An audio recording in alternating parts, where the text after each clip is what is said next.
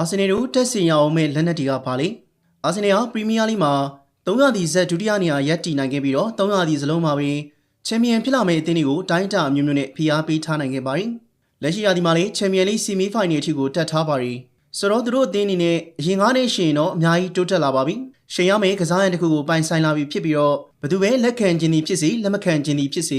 သူတို့ရဲ့အသင်းဟာလေးစားလောက်တဲ့အသင်းတစ်သင်းဖြစ်လာခဲ့ပါပြီဒါပေမဲ့တစ်ဖက်မှာလည်းစူပလာတွေရယူကင်မြောက်နိုင်မှုနဲ့သူတို့မရယူနိုင်ခဲ့တာကနှစ်20ကျော်ခဲ့ပြီဖြစ်တဲ့ပရီးမီးယားလိဖလားစီကိုပြန်ရောက်ဖို့အသင်းသမိုင်းတစ်လျှောက်ပထမဆုံးချန်ပီယံလိကိုစုခူးနိုင်မှုအတွက်အလုပ်တွေလုပ်ရပါဦးမယ်ကိုလိုပဲတိုးတက်လာအောင်မြဲလုပ်နေတဲ့အသင်းတွေကလည်းအများကြီးရှိနေတော့တစ်ချက်ရက်လိုက်တာနဲ့ဂျန်နီရစ်ခဲ့မှာဖြစ်ပါတယ်အာဆင်နယ်အတွက်ခန်းစစ်ပိုင်းကတော့နောက်ထပ်များများထပ်ပြီးဖို့လိုလောက်တော့မှာမဟုတ်ဘဲနဲ့ဆလီဘာကိုပဲဆက်ထင်းထားနိုင်မှုနဲ့ဒဏ်ရာကင်းစင်နေဖို့လောက်ပဲရှိပါတယ်စကယ်လီတို့တောက်ပတဲ့ရည်သွေးမြင့်လူငယ်လေးတွေပေါ်ထွက်လာတာကလည်းသူတို့အတွက်တကယ့်ကိုအားတက်စရာပါပဲ။ကွင်းလယ်ပိုင်းမှာမိုရီနို၊ပါတီ၊ဒန်ကလန်ရိုက်၊မာတင်အိုဒီကတ်၊အီသန်နနာရီတို့အစုအဖွဲ့ဟာတကယ့်ကိုလုံလောက်ပါတယ်။အသက်အရွယ်ပိုင်းကလည်းပါတီတယောက်က31ဖြစ်နေတာလွှင့်ရင်ကျန်တဲ့ကစားသမားတွေကအကောင်းဆုံးအခြေအနေကိုဝင်လာခဲ့ပါပြီ။ဆာကာနဲ့မာတင်နယ်လီတို့ကလည်းတောက်ပတဲ့ခြေစွမ်းတွေကိုပြသနေပေမဲ့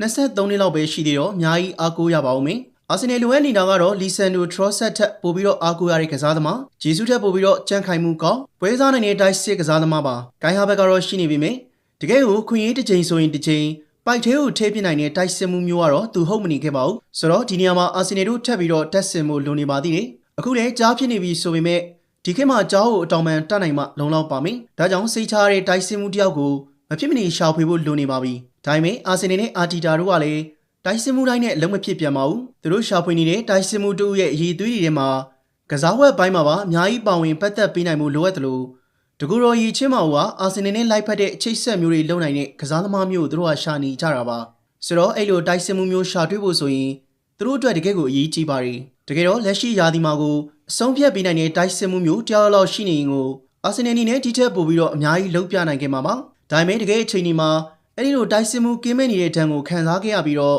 စူပလာရီမှာနောက်ဆုတ်ပေးလိုက်ရတာတွေများပါတယ်ဆိုတော့သူတို့ယင်းနှိမ့်မြုံနေရမယ့်နေရာကတိုက်စစ်မှာပါခန်းစပိုင်းအတွက်ကဆလီဘာကိုဆက်ပြီးတော့ထိမ့်သိမ်းထားနိုင်တာတဲ့နေလုံလောက်ပါတယ်အာဆင်နယ်အတွက်တော့လာမယ့်300ဒီလောက်မှာ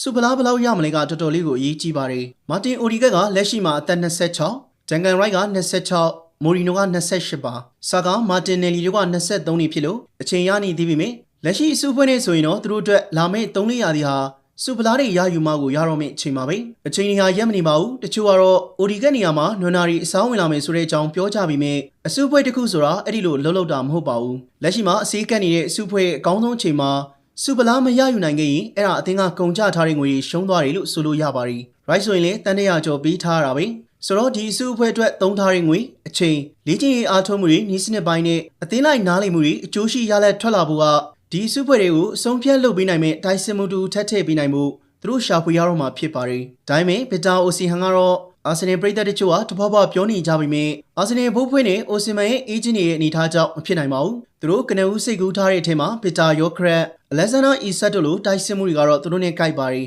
ယောခရက်တက်ဆိုင်အီဆက်နေဆိုရင်အာဆင်နယ်ကအများကြီးပိုလိုက်ပြီးမြဲနျူကာဆယ်တောင်းမဲ့ဈေးကလည်းနှိမ့်နေမှာပါပဲရိုက်ထက်မနေတော့ဘူးဒီထဲမှာနောက်ထပ်ဖြစ်စရာရှိတာကသူတို့နဲ့လည်းလိုက်မှာကတော့ဗက်ဂျမင်ဆက်ကိုပါပဲအများကြီးဒိုင်နမစ်ဖြစ်ပြီးတော့လှုပ်ရှားရုံးကန်ပေါက်ကွဲလေတွေကစားသမားဖြစ်ပြီးတော့အဲ့ဒီလူငယ်ကစားသမားလေးကအရက်မောင်းရရောတဦးချင်းကစားပုံရပါအဆင်ပြေပါတယ်အဆုံးသက်ပိုင်းမှာတော့အိုစင်ဟန်ယောခရက်အီဆက်တို့လောက်လုံးဝကြီးတေချာတွေမဟုတ်သေးပေမဲ့ဒိုင်စင်မူကောင်တယောက်လိုတော့ကောင်းကောင်းအလုပ်လုပ်နိုင်ပါတယ်အာဆင်နယ်ရဲ့ကစားကွက်နဲ့လည်းလိုက်ပြီးတော့ရေရှည်မှာလည်းသုံးလို့ရနိုင်မှာဖြစ်တာကြောင့်ဒီကစားသမားလေးကအာဆင်နယ်တို့လက်လွတ်မခံတဲ့ကစားသမားတယောက်ပါပဲအသက်ငယ်ရွယ်မှုကလည်းအရေးကြီးတာကိုတရားဒီဖလားရပြီးတော့အားလုံးပြီးသွားတာမှမဟုတ်ပဲနောက်ထပ်ရာသီတွေဆက်ပြီးတော့ရှင်ပြိုင်နိုင်မှုပါထပ်ပြီးတော့စဉ်းစားထားဖို့လိုအပ်ပါတယ်